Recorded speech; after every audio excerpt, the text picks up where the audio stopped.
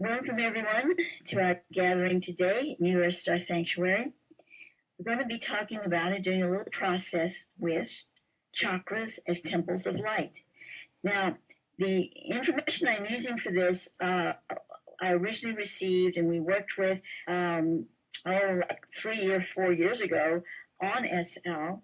We did a discussion with it, and I'm taking it, I'm going back and looking at this. I think it was so valuable, and it was several years ago, so I've decided to bring it forward again. So here we go. What truly are the chakras, specifically the main ones? A chakra is a wheel of energy where multiple energy fields come together in the body to express through an organic center. It is a wheel, for if you would see it truly in all its details, you would see something that resembles a wheel with spokes inside it. These spokes are filaments that contain information. The information is being fed to the energy system of the body through the chakras from the DNA. When we speak of DNA, we are addressing the whole system. That is the entire multi-dimensional DNA, not just as it's seen components. In a way, the chakras of the body are an extension of this overlapping and multi-dimensional field. The purpose of the chakras, the primary purpose, is to move the energy system of the whole Merkaba of the being into accordance with the currents of the universal tide of energy around and through the Merkaba system. Perhaps I should say Merkaba. This includes the physical body, but it is much more than that. Human vessels are energy Merkabas. The physical body is merely the outer shell. Thus, if you consider the chakras as an intelligent extension in energy of the DNA, you can communicate to and with the DNA through the chakras. This means that at every major chakra, thus, if you consider the chakras as an intelligent extension in energy of the DNA, you can communicate to and with the DNA through the chakras. Further, the chakras birth the body system. That is, they determine in the womb the alignment of the body vessel with the universal energy nodes. This means that at every major chakra in your body, it connects you to the furthest star fields. There are beings such as myself, Thoth, because here Thoth is speaking through me, or the streaming is coming through me, so I'm identifying it in that way. So Thoth is saying there are beings such as myself who can instantly move the physical body and whole energy Merkaba millions of light years through time, space, and dimensions to another location. It is accomplished through the chakras, through the ley lines of the universe intersecting there. The minor chakras aid in the process by keeping minor but important alignments in the body with the energies of the environment near that body. Of course, there are more major chakras than the 7, but people now on the planet should focus more on attuning to and balancing the 7 before they consider the higher ones. Each chakra is a temple of light, or a house or mansion. The many mansions are many things. They are lifetime worlds, also chakras. Think of your main chakras as houses or temples in which you come to stay, to pray, to be still, to contemplate, or meditate. They are sacred space in your body. Anything you bring into that temple may be of a nature which you would wish to have in your own home or place of stillness in the house you dwell in. When you infect your energy body with harmful substances like wrong eating or drugs, you are changing the environment of your chakric field. Of course, you know these things are harmful to your body, but they're also causing sediment or fog to form in the chakras, and this hinders their very alignment to the whole universal grid. Thus, you are not only adversely affecting the body you claim as your own, but those parts of yourself of which you are not aware. These are other parallel incarnations in many other aspects of your energy self. This is true with negative thinking as well. It affects the whole vast multidimensional being of you. This is why working with the main 7 chakras is important for good health of the entire system and even for generations which come out of your body as it affects the DNA. And I, Thoth, say to you, those who are no longer of childbearing age are still affecting future generations, as the paragenetic field does not differentiate between flesh relations and pod relations. I use the latter term as with dolphins to mean here that your pod or family tree can be affected by your DNA. Speaking of soul family here. Your DNA is linked energetically to others of its kind, which are being tracked by the crystalline field within. Thus, a distant family relation is affecting and being affected upon how you treat your energy system as the chakra sends the information out through the grid. Of course, all of humanity are related, but with the closer circles, it is a more intense effect. And so each chakra sets a table for you in your honor as a guest in the home of that chakra. The energy in that chakra is intelligent, and it is part of your intelligence. It is a part you cannot even fathom. It receives you as its guest when you commune with it, with the table, and the table is set for you, before you as a feast. What food do you wish to be served there? What nectar?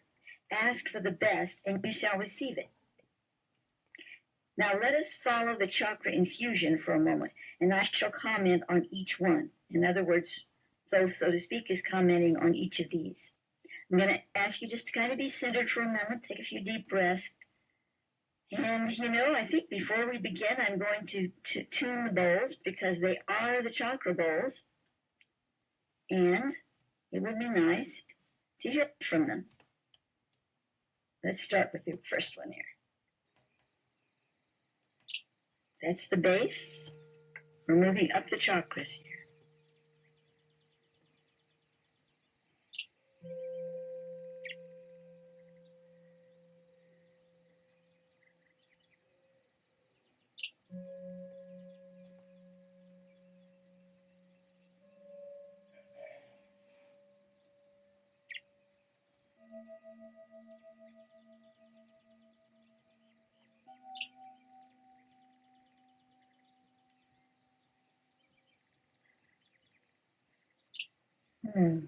Through my crown chakra streams the light and perfection of my divine blueprint, reactivating and realigning all the circuits in my energy bodies. From the crown, the divine blueprint flows into the system. This blueprint, you might say, is the map that tells your whole system what to aim for, what to move toward, where it came from, and where it is going. The blueprint comes from the source through the center of the universe and beyond. But this universe encodes it for you.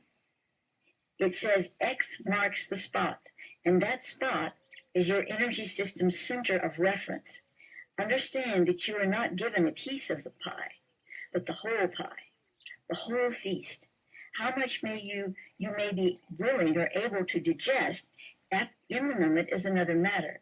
So the divine blueprint realigns the circuitry of your entire energy body, but it does not do this instantly. It is a hologram in progress with ebb and flow.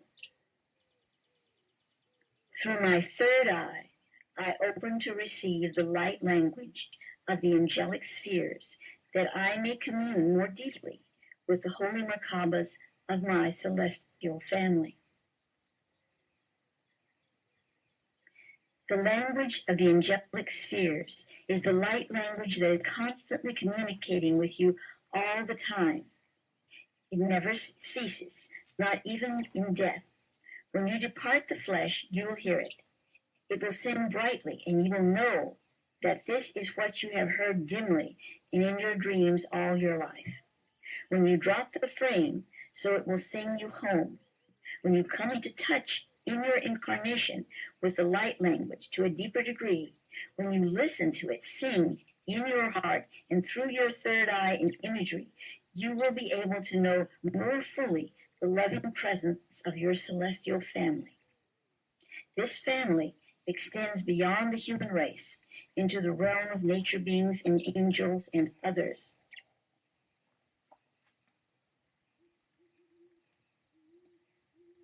Through my throat chakra, I command the word, the tone, the song of God to rise within me, to clear me of any restrictive feelings, fears of negative impressions. And so you sing back every word you utter, every song. May it come from your authentic nature and not the lesser self. Strive for this and do not be discouraged with failure, for there is no failure, only experience. By singing back, I believe those means that as you chant in any way or capacity or whatever you're chanting, if you're holding the center of inner being with that, you are redressing all the discordant words you ever spoke or sounds you ever uttered, and you're bringing them forward and aligning them in spirit.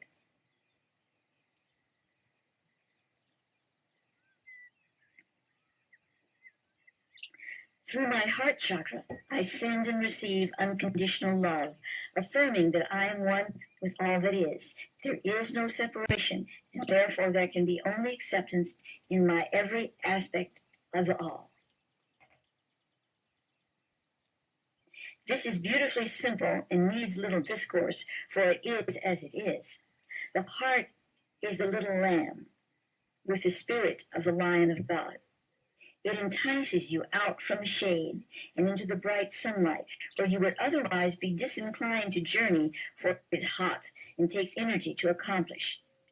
It is not comfortable at first, but the little lamb is irresistible, and so you will go to him, and he will look up at you, and your heart will melt with self-love.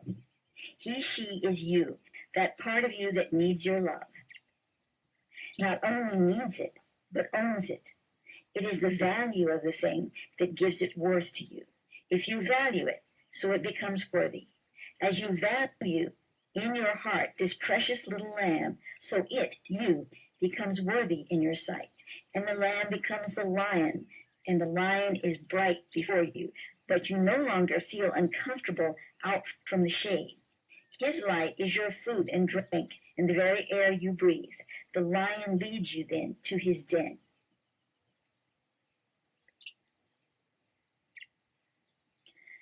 Through my solar plexus, I feel the power of my soul, connecting deeply into my elemental body, loving it, assuring it, sustaining it, giving it the guidance it needs to facilitate my whole vehicle of light. The solar lion feeds the emerald body. It is that part of you which is dust to dust. Yet it is more, for when the dust returns to dust, it frees a spark of the earth. This spark is what remains of the elemental body. It will eventually return to the earth, and the elemental sparks gather in certain places of the earth where high magnetic energy is strong. Here you might say, this place has good energy, or this place has bad energy. But it is really only energy. It is not good or bad. It comes from the issuance of departed souls when their elemental bodies return to the earth. Some may feel bad if it carries still a bit of the dust on it from clinging to that which has passed, but they will eventually be laid to rest through love. And so what he's saying here is embracing all of those energies you feel in the solar plexus as just is. And when you do that, you're not trying to differentiate them. You're not being indiscriminate. You're simply embracing it all in the true spirit of oneness, of heart oneness, in the solar plexus. Because it is in the solar plexus that you really get a lot of those feelings. Oh, gosh, what does this feel like? Ooh, this doesn't feel good. Oh, this feels great. You know, it's really coming in through the solar plexus. It's then pinging right into the heart. But the solar plexus is feeling the energy. It's bringing it into the whole system.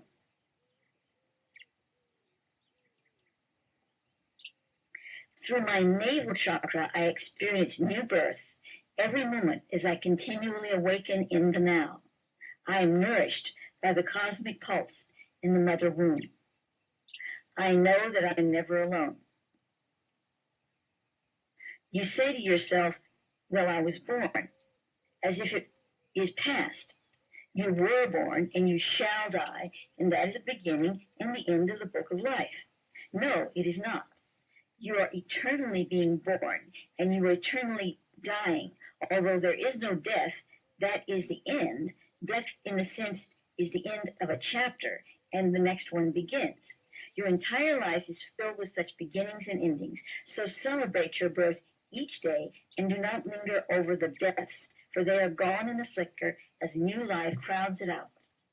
Yes, you are nourished by the mother womb. She knows and she answers you. Listen to the mother, for she is all mothers. Without mothers, life could not exist. Even a microbe has a mother. Through my base chakra, I connect to the magnetic resonance of the earth. I feel her ebb and flow. I am sensitive to how I move through her field of life. I am conscious of synchronizing my inner clock, rhythm, and presence with Gaia as I sleep, eat, breathe, and move. Without being sensitive to the ebb and flow of the Mother Earth, you cannot be sustained in the flesh. Your body will be sensitive whether or not your conscious mind is aware, and there will be created a breach between what your body knows and your conscious mind thinks. Allow the mind to still at times, often. Let it be at rest, so the body, among other parts, may speak to the mind through the heart.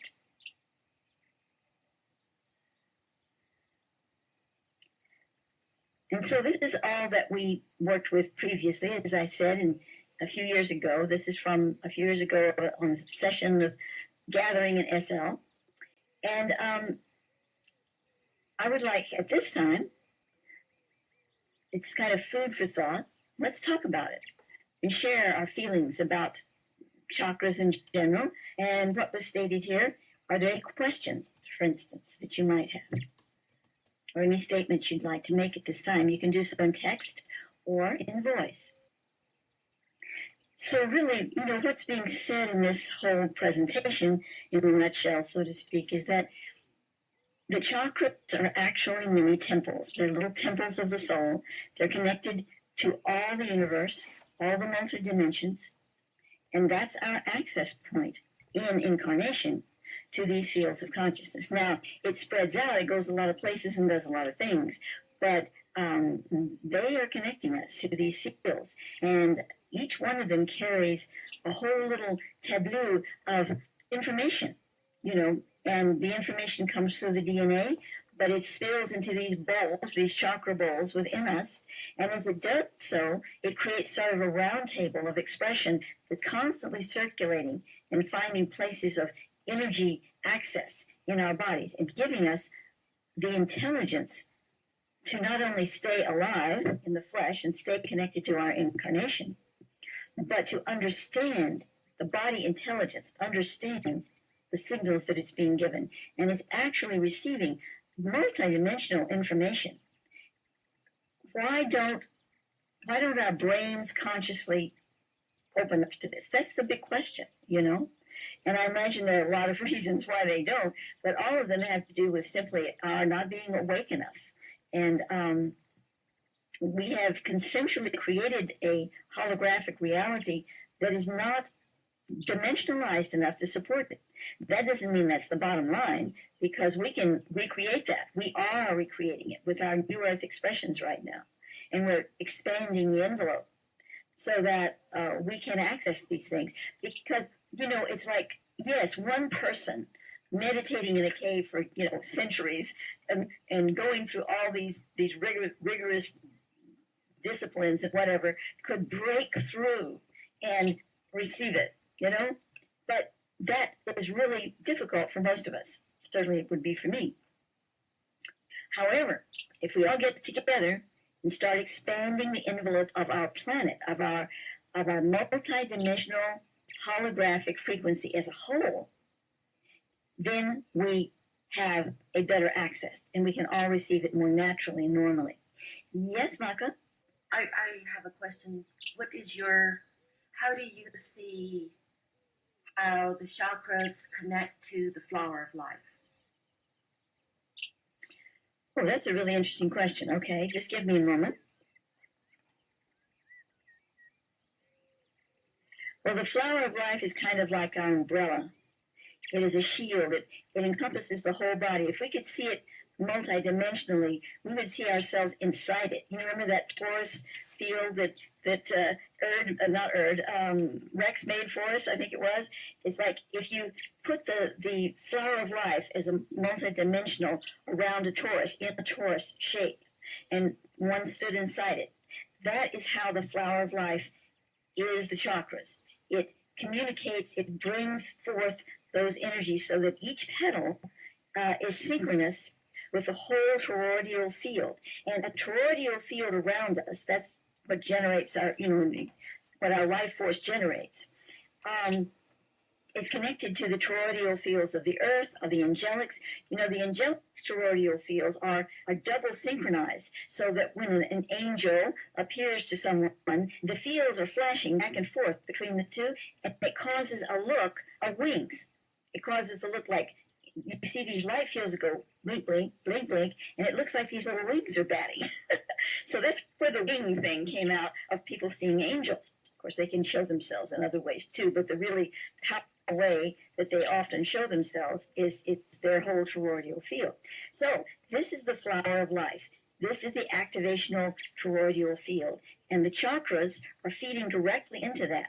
In other words, there wouldn't be a toroidal field around a human body if it wasn't for the chakras giving it energy and bringing it to life. So do you see the flower of life ascending through let's see how to put it, going upwards through the chakras, in other words, ascending in the chakras? As like waves of patterns, yes. But the flower of life itself is like an encoded script, really. If we could break it down and see it as each of the little petals, we would find that they were encoded with little tiny scripts, little light language formulas. And so as it moves through the chakras, it's breaking down into those direct energy formulas, and you really wouldn't recognize it at that point as a geometric flower of life, but indeed it would be. It's the coding within it. It literally strips the petals off and allows the coding to flow through. Right. So if I look down on my figure, in my mind, if I look down on myself in the I can't remember what the thing is called. Anyway, in that sphere. Toroidal sphere. In the toroidal sphere, the flower of life is then I'm able to totally see the flower of life by looking down, downwards towards my head. You would, and in fact, you could actually see it as a flat-planed flower of life if you look directly down, because the toroidal field around you that is actually embracing the flower and causing it to be dimensional in that way, is going to send a holographic image of the total of what it is into the center, and that center image is going to be what you would understand and see as a flat-planed, flower of life. But as you moved down into it, you would start being received into the entire field, and then it would become more dimensional, and you'd see it all around you. Yes, I could see what I see are 12 petals. I think it's 12 petals. Yeah, 12 petals of the flower of life are emanating from my center. I don't know how to explain it. I mean, you're trying to put a vision into words. I understand. Well, Thoth also refers to the flower of life as the blood flower. That's kind of a whole other topic, but just briefly, it has to do with the energy intelligence of the blood in the DNA. So the flower of life is also in the blood. And it's interesting because the synergy group that has been working with the information that I provide through Thoth to them, as well as many other they have many people working in it. It's not just my information, but I have been for since the 1980s supplying Thothic information into their synergy group as well as their other sources. And they have recently had their blood tested. Not everybody in the group, but some of the main person that does it, William Bueller, and some of his colleagues had their blood tested by a person who's totally qualified to do this and does this, for people. He's a homeopath or something, but he's also a believer in the sense that he will look for things that a regular MD would just say, "Oh, well, I don't know what that is. I'm not gonna look at it. It doesn't equate." He wouldn't even look at it. But this guy will, magnify and he'll look for these things. And there are things in the blood of these people that have been doing this synergy work that are coming out. They're not flowers of life yet, but they are definitely incredible geometries of light patterns in the blood. And he's shown me, they take pictures of it and they show them. And it's no question, but it's there. And the reason I mention this is because if they were to expand their, as they expand their dimensional work, I expect flowers of life to start appearing. It would not surprise me, because that's the kind of the bottom line of the plate that holds all these grids into place in the bloodstream. May I ask a question? Certainly. Great. When you observe these chakras, do they open and close? And do some of them open and stay open?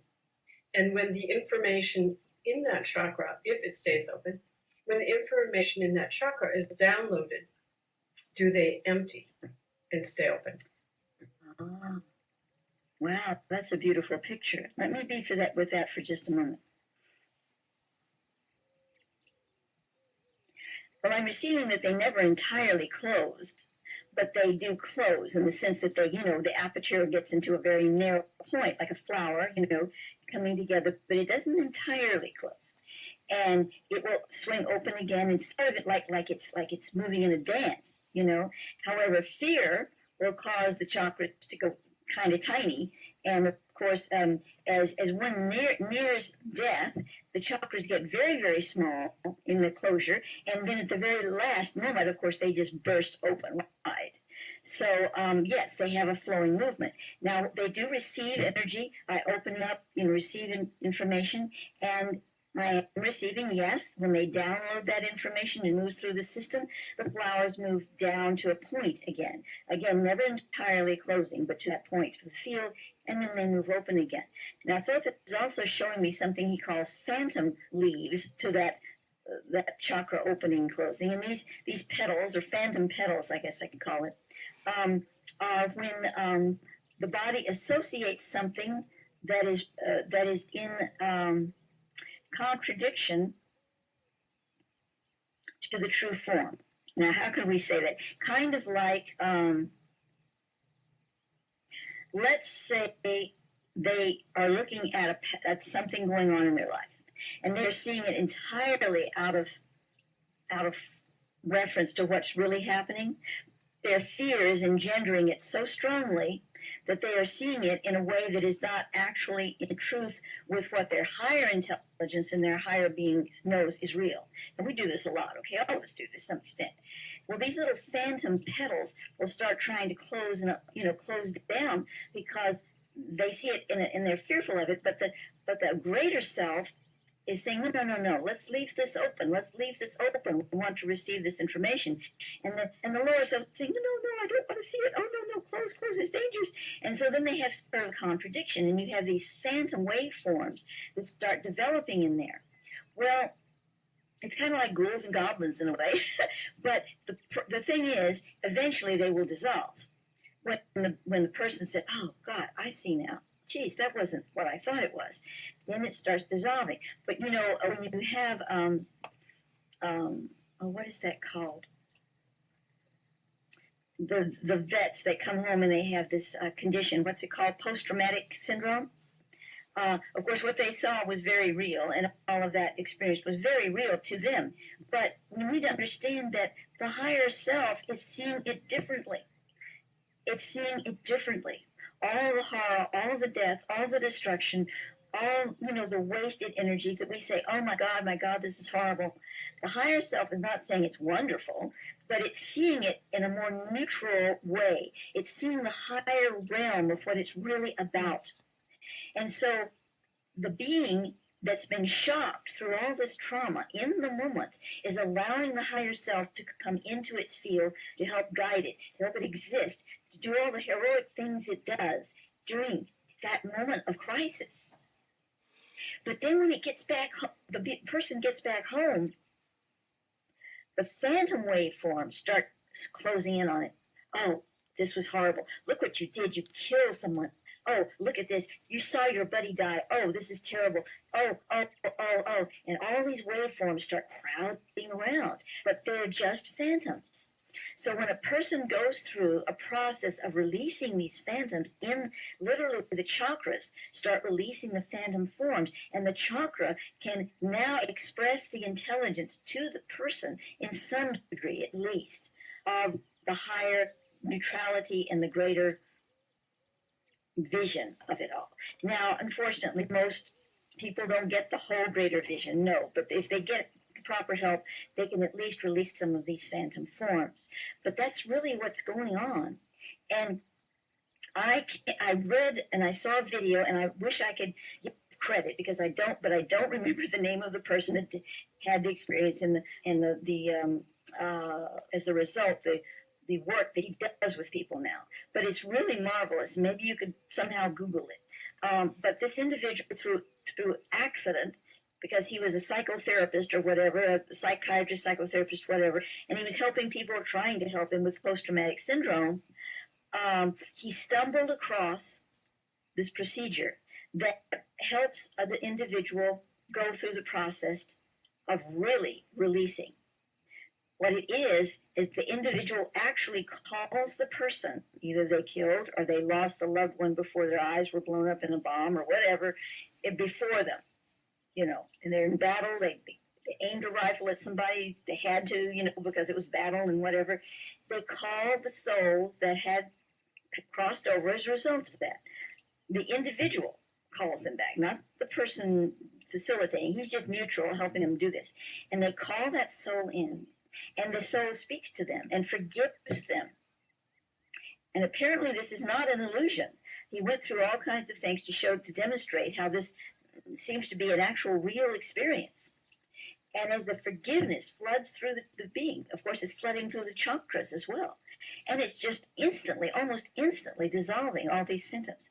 Now I'm speaking of it in my Thothic terms as phantoms. He didn't talk about the chakras and the phantom things and all that. I'm talking about that. But I'm seeing now a corollary between the two and how this would obviously help the individual in that way.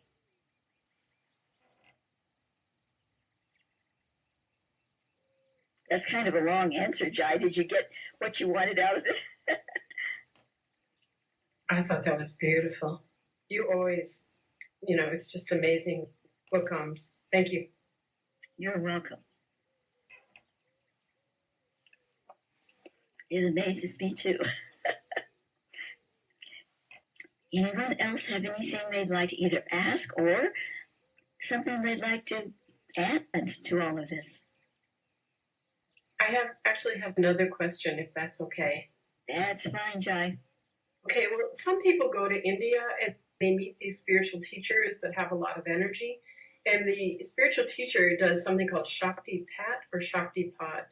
And what they do is they touch the person and it opens their chakras.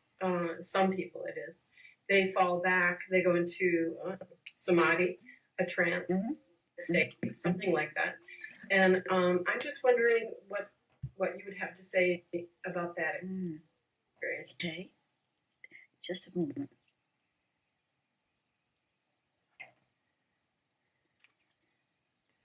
Well, yes, this is like kind of like sticking your finger in an electric socket, only the current is not deadly. It is life transforming. But what I'm receiving is that for some people, it's not the best thing to do. In other words, the person that's ready to receive something like that, they really need to be ready and they need to know inside their inner being that they're ready and really feel called to it. It's not like, oh, that sounds neat, I'm going to go have that done. It really, really needs to be discretionary, because if they're not ready for it, well, maybe nothing would happen. But if there's something, it might happen, and maybe they're not ready to receive such a full blast, and it could cause them, some disorientation problems, maybe even bring up more fears and patterns they don't know how to deal with after the situation. I'm not saying it's a bad situation, but it just needs to be discriminatory. But yes, the person that is ready for it and does receive it, when they're ready to receive it, it can be an incredible experience, and it is definitely opening up those chakras. And for many, what it's doing is it's clearing all the phantoms out. But for those who are really not ready, the energy is so strong, it may kind of backlash on them. Anyone else have anything they'd like to share or offer? When we see auras, this is coming from our chakras. That is not only the aura we're seeing of the individual, but our ability to see them is coming from a synergizing our field with the individuals whose chakra, whose auras we are seeing. So it connects in that way. And I'm not one to really see a lot of auras, but I have seen them in my life. Usually when they were backlighted. In other words, there was dark in the background so that I could see them better. But I don't always see them in that sense. But, that's the times when I have seen them. Many times it has been in that situation. Although sometimes it has been right in broad daylight, too. And I was like, why did I just suddenly see that? And then it left, But there was some kind of organizational energy going on in my field. It gave me an aha moment and opened a chakra link that allowed me to see that person's aura for those few moments of time. Has anyone else seen auras? Do you ever see blue lights or purple lights or even white lights? Oh yeah. In fact, the blue flashes, little blue flashes, and they're usually above the side of a person's head. I used to see them a lot. I haven't for some time, but I used to see them quite a lot. A little blue flash, Have you seen that sort of thing, Jai? Just recently, I saw a wheel, a big chakra wheel in front of someone's heart, which blew my mind. And I almost said, no, I can't be saying that. And then I saw a blue spark. I know, isn't that funny how we do that? Then I saw a blue spark between my index finger and my thumb, and I thought that was pretty amazing. And then there was something else, but I can't really recall it. But it once again was about the light, the blue lights. I used to see purple only, and then they shifted to blue, and then there was some purple, and every once in a blue moon there's white, but not that often. But yeah, I've always wondered. I even went to an eye doctor to ask him about the blue lights, and he said, I don't know. Other people see it too. I don't know what that is. So, according to what I've received, that is a spark of intelligence. It's like an aha moment where the soul is so in touch with that individual's field. It's kind of like, hi, like a smiley face. It just comes forth. Now, if you see it and it's not close to a human person, it might be an discarnate being that is going hi, and the little light shows up. Also, I used to have, go ahead. Yes, I wanted to hear about your blue lights, Drew. Sure. Well, I was just going to say I've seen them for years, and it's usually associated with my guidance, trying to contact me, or or like you say, with the you have a flash of intelligence. I guess maybe the same thing. Your guidance trying to say something to you and give you something to think about. But I've always had a lot of blue lights around me, and I've just never any other colors though, like what Jai is talking about. It's always just been blue. Yeah, for me it's just been blue also. Jai's been blessed with a few more colors. Yes. Yeah. Well, I know that also for a period of time, I haven't had this in quite a few years either, but I used to have, and for a period it was quite intense, seeing a light language scrolling in front of my eyes when I blinked. And this could be right in the daytime. I mean, I'm like taking a shower or chopping up vegetables or something, and all of a sudden, every time I blink, I would see these light languages, like yod flames and maybe ancient scripts. And sometimes I would see them in light, but sometimes I would see them like on old scrolls and things, like somebody just opened a scroll that had been Dead Sea Scroll or something, and there it was right in front of my face. It was really quite incredible. And I asked Thoth about it, and he just simply said that, well, I'm really receiving strong light language encoding at that time, and it's coming from a lot of different sources. And some of it is on the planet, buried in the earth somewhere, and I'm picking up on the actual printed word of it, It was really quite an incredible experience. I haven't had that in a while. So I just recently saw something. I was kind of scared to share this, but I'm so glad you shared what you just shared, because this seems so weird. I really couldn't believe it. But I was at a workshop for the tarot, and it was in my room and had a yellow ceiling, very pretty. It was daytime. And I looked up at the ceiling, and I saw what you would see at the beginning of the movie of The Matrix, which was that sheet of numbers and lines going down the ceiling. And it blew my mind. I was like, okay, so I saw the chakra wheel in that woman, and now I'm seeing, whatever that is. It was kind of amazing. Like the code of the, I don't know what it's a code for. Anyway. Well, Maia, isn't that something like what so you have talked about with the, what do you call it, the binary sequence? The binary codes. Yeah, the binary codes. Yeah. Yeah. Yes. Mm-hmm. Yes, that makes sense. Yeah, well, many years ago, like 1975, 6 or something like that, I started receiving ones and zeros, and I was just writing, and not automatic writing. I just knew I had to write them down in these sequences, and I was writing them down, and I was writing them down, and I was saying, what in the world is this? And then I showed it to somebody, and this is in the mid-'70s, okay? And they said, oh, that's computer code. Well, see, in those days, unless you were really into computers, I mean, because you didn't have household computers, you didn't know that, and I certainly didn't know that. Well, then, not long after I received it, weeks after I received all this code, and this person told me that it was computer code, one night, I just opened my eyes, and well, before I opened my eyes, my sources said to me at the time, you are going to be given something right now, and it's going to appear in the room, so just, stay calm, everything's fine. They did something like that. I don't really remember, it was so long ago, but anyway, all of a sudden, appearing in my room was this long, tall, like 6 foot tall tower, white tower computer box. Now again, this is the 1970s. They didn't have white tower computer boxes then, but that's what was forming in the room. It was really forming in the room. It was totally like I could have put out my hand and touched it.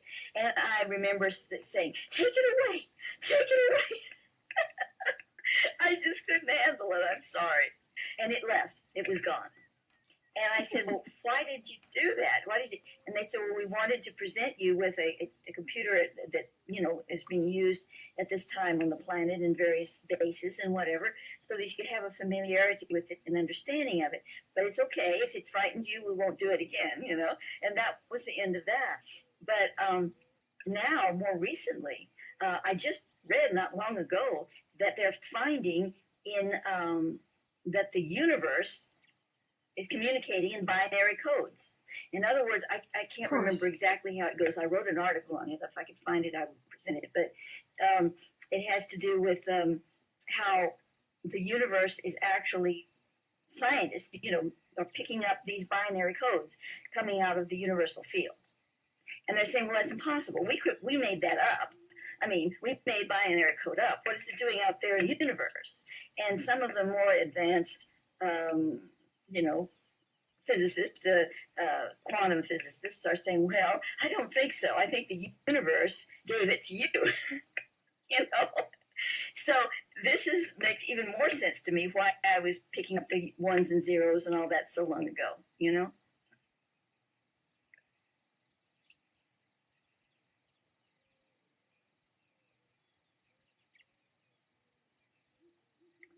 Yeah, it's just so fascinating how things are coming forward now, discoveries being made and showing us what we've really kind of known all along or sensed all along. I say we, those of us who have been involved in our awakening process more steadily. And we've felt it and known it. But now, you know, the scientists are having to come on board with us on this. And that's really incredible because now you're bringing together things. And even those in religion are having to open up and look at it at a broader picture. You know, look at the Catholic Church saying, well, yeah, there are probably extraterrestrials out there, and they probably, you know, have some kind of consciousness of God. You know, even the Catholic Church is saying that. I mean, this is incredible. It's really, really opening up now, and it's an exciting time.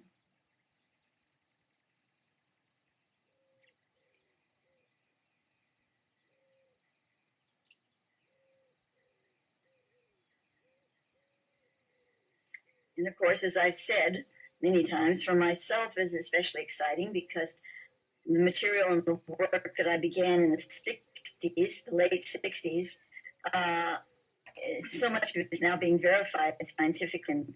And you know, and a human being, I needed that. You know, I mean, I need to know that, yeah, you know, some of this stuff must be real. You know, it must be real. Because how do I know? I'm only sharing my experience with all of you, and I've been doing that for 45 something years, sharing my experience. But I can't sit here and say, oh, everything I say is absolutely true. I don't know that. I don't know that any of it. But I'm beginning to feel more and more that it is. And of course, you know, I have to say, also on the other side of the coin, I wouldn't have been doing it for all these years if I didn't feel in my heart of hearts that the majority of it had truth in it, you know. But I would be doing it. But it calls me. It calls me, and you have to do what you're called, you know. And if other people believe it or not, or even if you're not sure if all it's really real, you have to follow your calling. And I have done so. But now, more and more of it is being proven, if such a thing even exists, in our reality as scientific association with much of what I've said. And it's fun. It's an adventure that an adventurous mystery that I'm finally putting the last little pieces of the puzzle together in my own little setup, you know. Of course, there are many other pieces out there. So it's a good experience for me. Well, we're drawing to a conclusion here of the hour, and since we're filming it, we're going to, like, officially stop on the hour. But is there anything last minute anyone would like to share or comment on or anything before we conclude for the day? So that concludes our gathering for today, and thank you so much, Inja, for filming it for us. I really, really appreciate that.